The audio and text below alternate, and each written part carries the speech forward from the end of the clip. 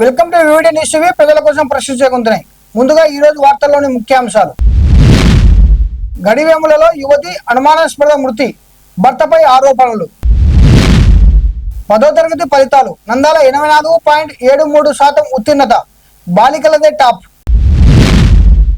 385 మంది కానిస్టేబుళ్లకు head constable పదోన్నతులు వెల్లడించిన పయ్యావుల కేశవ్.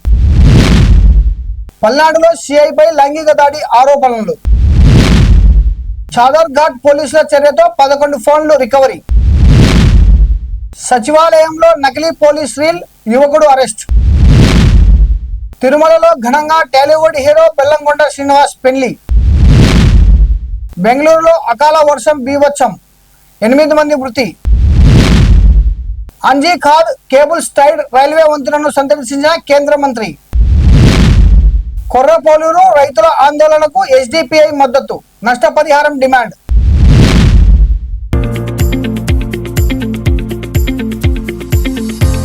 నంద్యాల జిల్లా గడివేములలో పద్మావతి అనే యువతి అనుమానాస్పదంగా మృతి చెందింది. భర్త వేధింపులు భరించలేక పుట్టింట్లో ఉన్న ఆమెను ఇటీవల తీసుకెళ్లగా అదే రాత్రి మృతి చెందడం కలకలం రేపింది. భర్త, అత్త కలిసి హత్య చేశారని మృతురాలి కుటుంబం ఆరోపిస్తుంది. పోలీసులు కేసు నమోదు చేసి దర్యాప్తు చేస్తున్నారు.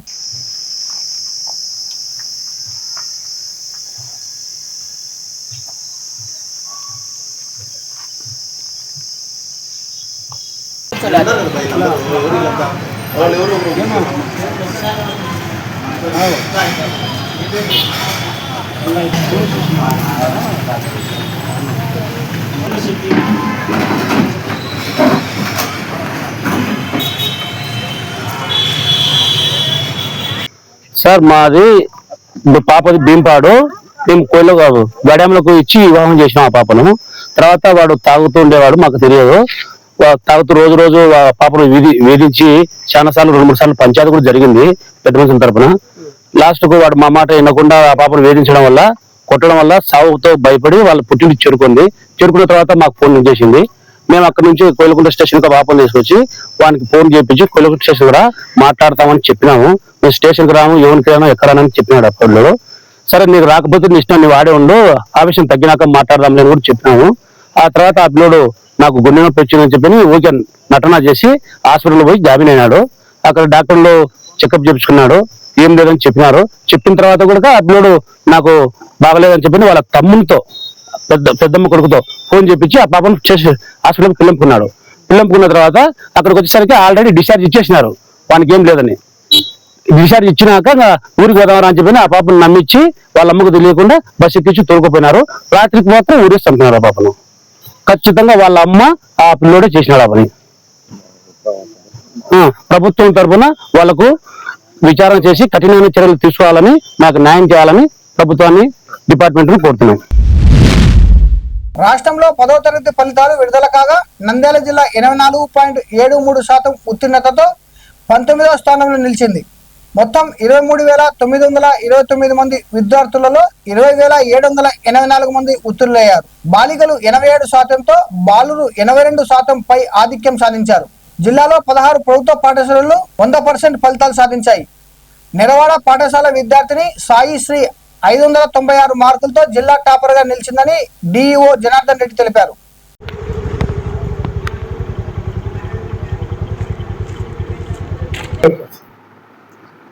మనం ఎంతో ఆతృతగా ఎదురు చూస్తున్నాం.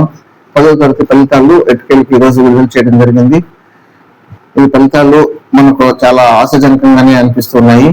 నంద్యాల జిల్లాలో పోయిన సంవత్సరంతో పోల్చుకుంటే ఈ సంవత్సరం మెరుగైన ఫలితాలు వచ్చాయని మనము భావించాల్సి ఉంటుంది. ఈ సంవత్సరము 84.73% మన విద్యార్థులు పాస్ కావడం జరిగింది.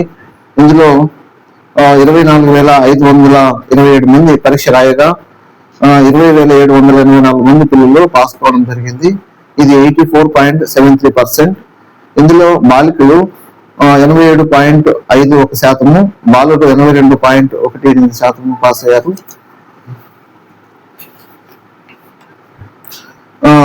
ఈ సంవత్సరము 100% పాస్ అయిన పాఠశాలలు మన జిల్లాలో 16 పాఠశాలలు ఉన్నాయి. ఈ 16 పాఠశాలలో కూడా పిల్లలందరూ కూడా పాస్ కావడం జరిగింది. 100% రిజల్ట్ వచ్చాయి.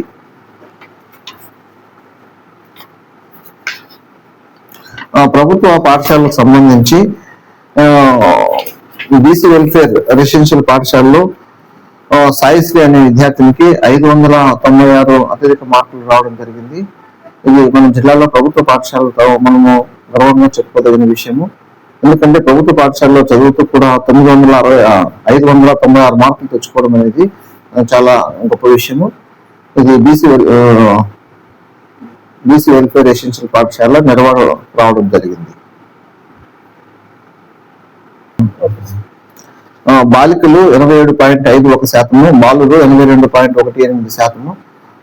దీన్ని బట్టి చూస్తే మనము బాలుల కన్నా బాలికలే పై చేయి కనిపిస్తుంది. మొత్తం 84.73% పాస్ అయ్యారు. హోంశాఖలో ఎక్కువ కాలం సేవలందించిన 385 మంది కానిస్టేబుల్లను హెడ్ కానిస్టేబుల్ గా ప్రమోట్ చేయాలని రాష్ట్ర మంత్రివర్గం నిర్ణయించింది. ఈ విషయాన్ని ఆర్థిక శాఖ మంత్రి పయ్యావుల కేశవ్ తెలిపారు.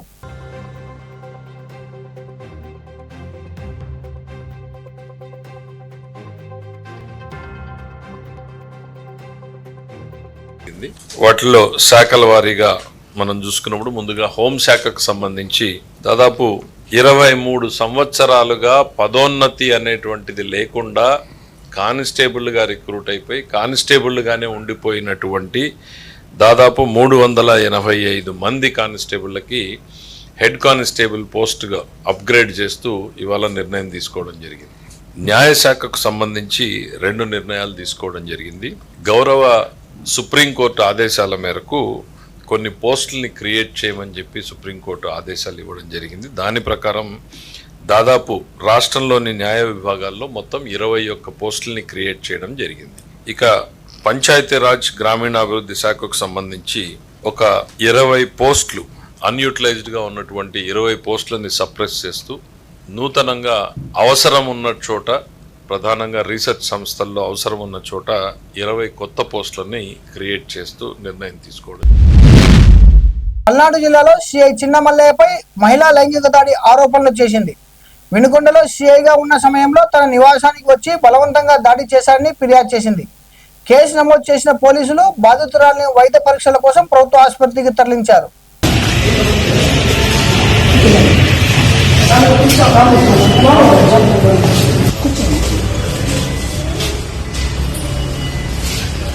ఏమన్నా చూతారమ్మా?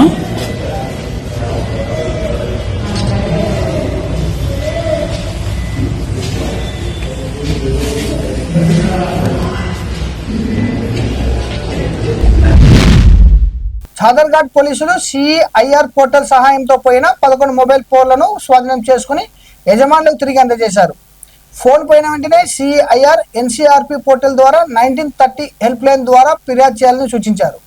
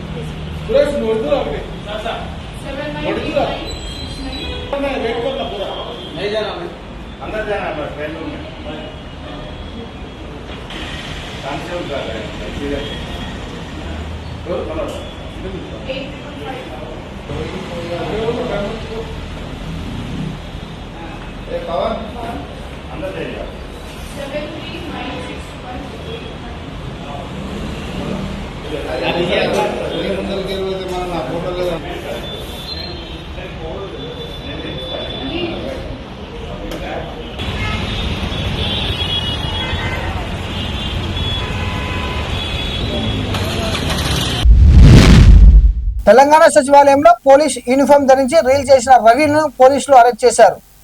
ఒంగోలుకు చెందిన అతడు పోలీస్ కావాలనే కోరికతో ఈ చర్యకు పాల్పడ్డాడు. భద్రతా సిబ్బందిని ఒప్పించి లోపలికి వెళ్లి వీడియో తీసినట్లు పోలీసులు తెలిపారు. నిందితుడిపై చీటింగ్ పాటు ఐటీ యాక్ట్ కింద కేసులు నమోదు చేశారు.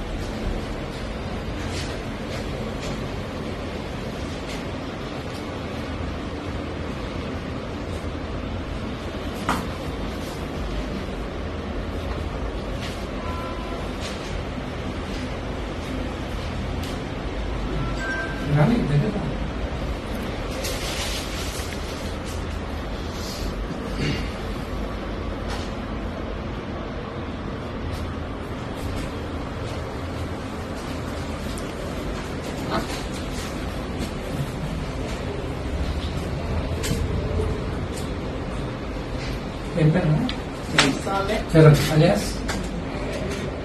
అలియాస్ రవి. ఎవరు? హాయ్, నేను మీ చరణ్. నేను నిన్న సెక్యూరిటీ ఏరియాలో ఒక రీల్స్ చేశాను కదా, కానీ ఆ రీల్స్ చేసినప్పుడు నేను రియల్ పోలీస్ కాదు, నేను డూప్లికేట్ పోలీస్. కానీ ఒక పోలీస్ మీద నాకు అలా ఇష్టం చేసినాను. కాబట్టి నన్ను మీ రీల్స్ అందరూ చూసి నన్ను నిజంగా మీరు పోలీస్ అని నమ్మిన వాళ్ళందరికీ ఐఎమ్ సారీ. మళ్ళీ అలాంటి ఇన్ఫార్మ్ చేసుకొని ఎప్పుడు మన రీల్స్ చేయను. చేసి ఉంటే ఈసారి మీరు మీ తర్వాత మీరేమన్నా నేను క్షమిస్తాను. ఇలాంటి టాలీవుడ్ హీరో బెల్లంకొండ శ్రీనివాస్ వివాహం తిరుమలలో వైభవంగా జరిగింది. బుధవారం రాత్రి 11:05 కళ్యాణ మండపంలో కావ్యతో 3 ముళ్ళు వేశారు. ఈ వేడుకకు బట్టి విక్రమార్క, బిఆర్ నాయుడు సహా పలువురు ప్రముఖులు హాజరై ఆశీర్వదించారు.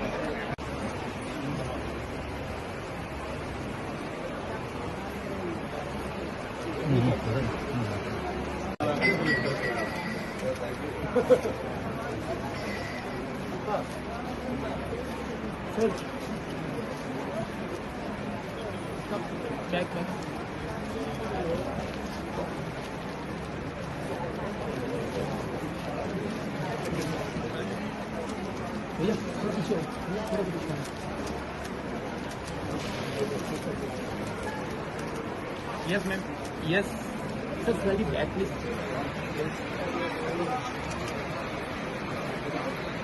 Yes. బెంగళూరులో ఉరుములు మెరుపులు వడగండ్లతో కూడిన భారీ వర్షం కురిసింది. బౌరింగ్ లేడీ కార్జన్ ఆసుపత్రి సమీపంలో ప్రహరీ గోడ కూలి 3 చిన్నారులు సహా 7 ఘటనా స్థలంలోనే మృతి చెందగా మొత్తం మృతుల సంఖ్య 8కి చేరింది.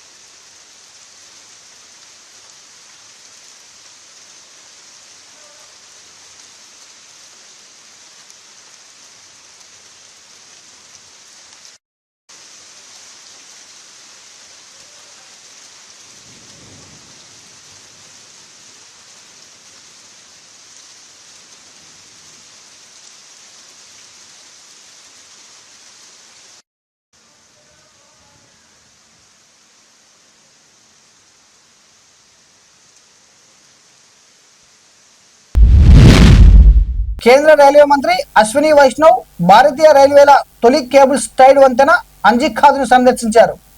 ఆయనతో పాటు కేంద్ర సైన్స్ అండ్ టెక్నాలజీ సహాయ మంత్రి డాక్టర్ జితేంద్ర సింగ్ కూడా వంతెనను పరిశీలించారు.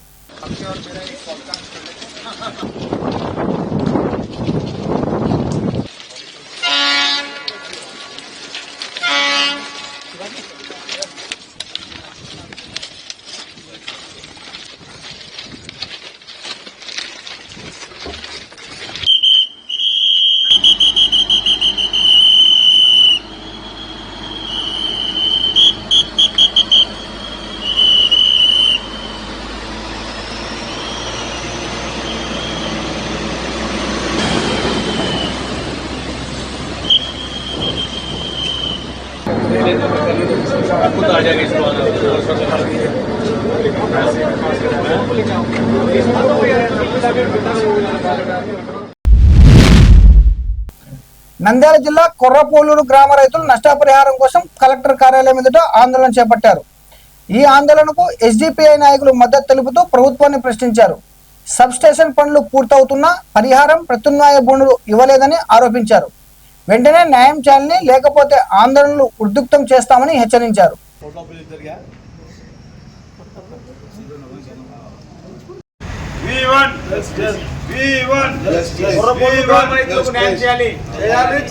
కొర్రపోలూరు గ్రామ రైతులకు న్యాయం చేయాలి. సబ్ స్టేషన్ కు తీసుకున్న భూములకు నష్టపరిహారం చెల్లించాలి. సబ్ స్టేషన్ కొరకు రైతు భూములను తీసుకున్న రైతులకు న్యాయం చేయాలి. మండలము కొర్రపోలూరు గ్రామంలో 11వ నంబరు సర్వే భూమిలో 2023 సంవత్సరం గత వైసీపీ ప్రభుత్వంలో ఒక విద్యుత్ సబ్స్టేషన్ ను గవర్నమెంట్ తరఫున అక్కడ అలాట్ చేయడం జరిగింది. మరియు ఆ విద్యుత్ సబ్స్టేషన్ వస్తుందో అక్కడ దాదాపుగా 15 ఎకరాలు గవర్నమెంట్ భూమినే. ఆ గవర్నమెంట్ భూమి కూడా 10 మంది రైతులు ఉన్నారు అక్కడ. ఆ 10 మంది రైతులు దాదాపుగా 30 సంవత్సరాల నుంచి అనుభవంలో ఉన్నారు. వారి నుంచి గత ప్రభుత్వంలో ఆ భూమిని తీసుకొని వారికి నష్టపరిహారము మరియు వేరే గవర్నమెంట్ది వేరే చోట సాగు భూమి చూపిస్తామని చెప్పి హామీ ఇచ్చి అప్పట్లో అధికారులు ఆర్డీఓ గారు మరి అందరూ కలిసి వాళ్ళకి హామీ ఇచ్చి ఆ భూమిని విద్యుత్ సబ్స్టేషన్ కు కేటాయించడం జరిగింది. దాని తర్వాత పనులు కొంచెం నెమ్మదిగా సాగినా ఇప్పుడు వచ్చిన కుటుంబ ప్రభుత్వంలో దాదాపుగా వేగంగా పనులు మొదలుపెట్టి 70% సబ్స్టేషన్ పనులు పూర్తయినాయి. కానీ ఇప్పటి వరకు ఈ రైతుల అకౌంట్లలో డబ్బులు వస్తాయన్నారు. మరియు వీళ్ళకు వేరే చోట సాగు భూమి చూపిస్తున్నారు, ఇంతవరకు చూపించలేదు. దీనిలో ప్రభుత్వ యంత్రాంగం ముఖ్యంగా విఫలమైంది. మనం చూసుకుంటే ఈరోజు రైతే రాజు అంటారు భారతదేశంలో. కానీ దేశంలో ఈ విధంగా రైతులు ఎండనక వాననక చలనక పొలంలో కష్టపడుతూ మనమందరం 3 పూటలా తింటున్నామంటే కారణం రైతులే. కానీ రైతులకు ఈ విధంగా ఎండలో తిప్పుతూ అధికారులు మాత్రం ఏసీ కార్లలో ఏసీ ఆఫీసులో కూర్చొని మీరు వీళ్ళకు అబద్ధపు హామీలు ఇసుకుంటాం మరియు వీళ్ళకు మీ ఆఫీసులో చుట్టూ మరియు వీళ్ళకు ఇబ్బందులు పెట్టుకుంటా ఉంటే మన రైతు పరిస్థితి ఏమి? ఇదేనా ఈ కుటుంబ ప్రభుత్వంలో రైతులకు జరిగే న్యాయం? ఇదేనా రైతుల పట్ల ఉన్న మీకు నిబద్ధత ఇదేనని నేను సందర్భంగా ప్రశ్నిస్తున్నాను. రైతులకు న్యాయం చేయాల్సింది పోయే మీరు రైతులకు మోసం చేస్తున్నారు. మీరు కొర్రపోలూరు గ్రామంలోనే గడియముల కొర్రపోలూరు గ్రామంలో రైతులు మిమ్మల్ని నమ్ముకొని వాళ్ళు భూమి ఇచ్చారు. కానీ మీరు మాత్రం వాళ్ళను మోసం దగా చేస్తున్నారు. దీనికి ఎవరు బాధ్యత వహిస్తారు? ఆ రైతులు కూడా కూలీనాలి చేసుకొని ఆ 1-2 ఎకరాల భూమిలో పంట సాగు చేసుకొని దాని ద్వారానే వాళ్ళు జీవనాధారం. ఆ జీవనాధారాన్ని మీరు ప్రభుత్వ యంత్రాంగం లాక్కుంది. మరియు ఆల్టర్నేట్ చూపించడంలో మీరు విఫలమైనారు. వారికి రావాల్సిన నష్టపరిహారం కూడా 3 సంవత్సరాలు కావస్తున్నా ఇంతవరకు మీరు అందించలేదు. ఇప్పుడు వీళ్ళు అక్కడ వచ్చి అడిగితే పోలీసులతో ఉన్నతాధికారులతో బెదిరించి వాళ్ళు తరిమేస్తున్నారు. ఇదేనా రైతుల పట్ల ఉన్న నిబద్ధత ప్రభుత్వానికి ప్రశ్నిస్తున్నాము. ఈ విషయమై ఈరోజు కలెక్టర్ గారిని కూడా కలవడానికి వచ్చినాము. కలెక్టర్ గారితో కూడా మాట్లాడతాము. ఈ విషయమై ఖచ్చితంగా మన నంద్యాల జిల్లా కలెక్టర్ గారు కొర్రపోలూరు గ్రామ రైతులకు జరిగిన అన్యాయానికి వారికి న్యాయం చేయాలని social democratic party of SDPI తరఫున డిమాండ్ చేస్తున్నాము. ఆ 15 మంది రైతులకు న్యాయం జరిగేంత వరకు ఎస్డిపిఐ వారి తరఫున పోరాడుతుంది. ముఖ్యంగా ప్రభుత్వ యంత్రాంగము తహసీల్దారు గాని ఎంఆర్ఓ గారు గాని కలెక్టర్ గాని వెంటనే వీళ్ళకి ఇచ్చిన హామీని నిలబెట్టుకోవాలని మేము డిమాండ్ చేస్తున్నాము. లేని పక్షంలో పెద్ద ఎత్తున నిరసనలు కూడా తెలియజేస్తాము. జై భారత్, జై భీమ్. మరిన్ని అప్డేట్ కోసం చూస్తూనే ఉండండి వివిడి న్యూస్ టీవీ, ప్రజల కోసం ప్రశ్నించే గొంతునే.